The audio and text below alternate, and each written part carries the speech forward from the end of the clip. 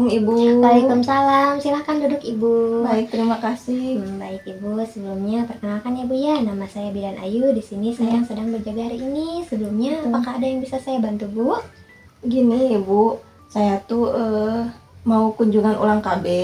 Sekaligus tekanan darah saya tuh naik terus. Ini tuh terus mau KB jangka panjang gitu agar menunda kehamilan. Oh ya, baik kalau begitu. Sebelumnya apakah kartu KB-nya diambil Bu? Diambil Bu sebentar ya. Saya minta terlebih dahulu ya. Ini Ibu. Baik Ibu. Ibu saya izin konfirmasi terlebih dahulu ya Bu ya. Apakah ini benar dengan Ibu Fitri yang berusia 35 tahun? Iya. Dan beralamat dari Kampung Gempol ya Bu ya? Iya. Nah, untuk KB suntik 3 bulan ini sudah 3 tahun ya Bu ya? Iya. Baik, ini datang sesuai dengan tanggalnya ya Bu ya? Iya. Baik Ibu, untuk riwayat penyakit terdahulunya tidak ada, tapi sekarang tekanan darahnya naik terus ya Bu ya? Iya, jadi Baik. pusing gitu. Oh iya, begitu ya Bu ya. Baik kalau begitu Ibu, untuk riwayat menstruasinya terakhirnya kapan Bu? Terakhir tanggal 20 kalau nggak salah. Tanggal 20 ya Bu ya, berarti 3 hari yang lalu ya Bu ya? Baik, untuk riwayat hubungan seksualnya kapan Bu terakhirnya? Ya, 1 minggu yang lalu mungkin ya. Oh baik kalau begitu Ibu ya. Baik Ibu, sebelumnya Ibu mungkin telah diberikan edukasi mengenai berbagai macam alat kontrasepsi ya Bu ya. Ya. Nah baik, di sini juga saya akan memberitahukan kembali ya Bu ya terkait alat kontrasepsi yang sesuai dengan kondisi Ibu saat ini. Iya. Nah mungkin Ibu juga pernah diberikan edukasi dengan menggunakan ini ya Bu ya. Iya. Nah ini adalah alat bantu pengambilan keputusan atau disebut dengan ABPK ya Bu ya. Nah di mana untuk metode KB itu ada 3 macam ya Bu ya. Ada KB jangka panjang, jangka pendek, dan juga metode KB sederhana ya Bu. Nah karena mengingat kondisi Ibu saat ini tekanan darahnya naik terus ya Bu ya, kemudian saya sarankan Ibu untuk memakai metode KB yang tidak mengandung hormonal dan jangka panjang ya Bu ya, sesuai yang Ibu inginkan. Nah di sini ada metode KB AKDR ya Bu ya, atau alat kontrasepsi dalam rahim yang biasanya disebut dengan spiral Bu. Begitu. Nah baik, boleh Ibu dilihat terlebih dahulu lab-labnya ya Bu ya. Terima kasih. Iya, sebelumnya Ibu apakah sudah tahu metode alat kontrasepsi ini? Belum ya Bu ya. Baik, saya jelaskan terlebih dahulu ya Bu ya. Jadi metode alat kontrasepsi dalam rahim ini atau biasa disebut dengan AKDR, atau kalau misalnya di kampung-kampung biasanya disebutnya dengan spiral ya Bu ya. Nah ini adalah alat kontrasepsi yang disimpan di dalam rahim.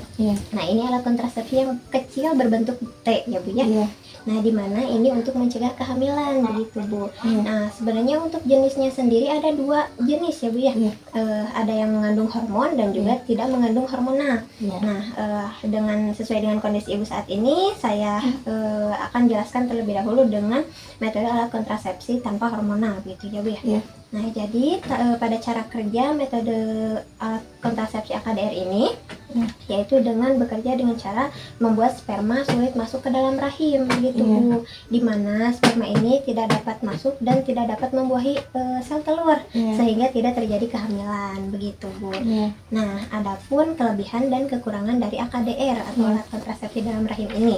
Nah yang pertama kelebihannya yaitu efektif mencegah kehamilan hingga 10 tahun begitu ya Bu.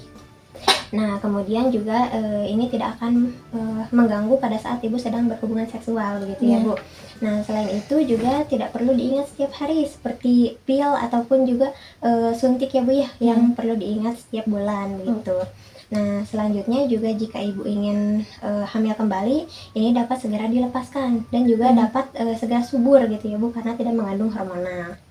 Nah adapun kekurangannya ya Bu ya, yang pertama dapat menyebabkan pendarahan menstruasi itu lebih banyak begitu. Tidak seperti biasanya ya Bu ya. Nah kemudian juga dapat menyebabkan nyeri haid, kemudian dapat menyebabkan malposisi atau IUD terlepas keluar. Malposisi ini dimana IUD-nya bergeser begitu ya Bu ya. Baik. Nah selain itu juga alat kontrasepsi ini tidak melindungi dari IMS ya Bu ya, atau infeksi menular seksual, karena yang melindungi dari IMS ini hanyalah alat kontrasepsi kondom ya Bu ya. Baik. Nah sebelumnya juga pada awal pemasangan akan ditemukan pendarahan ya Bu ya, seperti spotting atau bercak kemerahan ya Bu ya. Nah boleh Ibu dibalik terlebih dahulu Bu. Nah adapun efektivitasnya ya Bu ya. Nah, jadi pada saat pemasangan ini ibu akan merasakan nyeri ringan ya Bu ya pada awalnya. Kemudian juga dapat menyebabkan perubahan pola menstruasi ya Bu. Dan juga dapat menyebabkan kram perut di awal pasca pemasangan begitu Bu. Nah, saya jelaskan sedikit juga ya Bu ya mengenai yang tidak boleh memakai alat kontrasepsi ini ya Bu ya. Nah, yang pertama ini diduga hamil atau sedang hamil. Nah, kemudian yang kedua belum pernah melahirkan sama sekali. Nah, kemudian juga menderita penyakit infeksi alat kelamin ya Bu ya atau IMS. Kemudian mempunyai riwayat kehamilan di luar kandungan. Dan yang terakhir menderita tumor ganas pada area genitalia atau area panggul begitu Bu.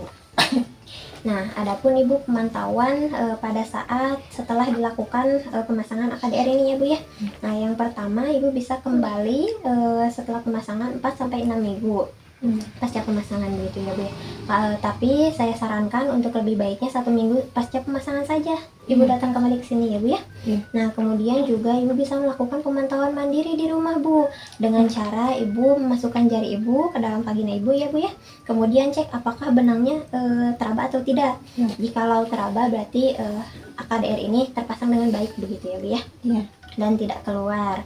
Nah, itu bisa dicek oleh ibu pada saat menstruasi ya Bu ya, soalnya rawan terjadi pengeluaran gitu ya Bu ya. Nah, kemudian juga jika ada tanda-tanda seperti tidak teraba benangnya ya Bu ya, kemudian juga IUD-nya terlepas keluar. Nah, kemudian juga ada keluar cairan yang berbau ya Bu ya, ataupun nyeri menstruasinya itu jadi hebat ya Bu ya, sehingga ibunya juga jadi lemas, pusing ya Bu ya. Nah, ibu bisa segera datang ke klinik untuk kontrol ulang ya Bu ya. Sebelumnya ibu ada yang mau ditanyakan terlebih dahulu? Cukup ya Bu ya. Baik, kalau begitu apakah ibu tetap ingin menggunakan metode kontrasepsi ini Bu? Iya. Bersedia Ibu? Bersedia. Kalau begitu ibu silahkan untuk tanda tangan terlebih dahulu di sini ya Bu ya.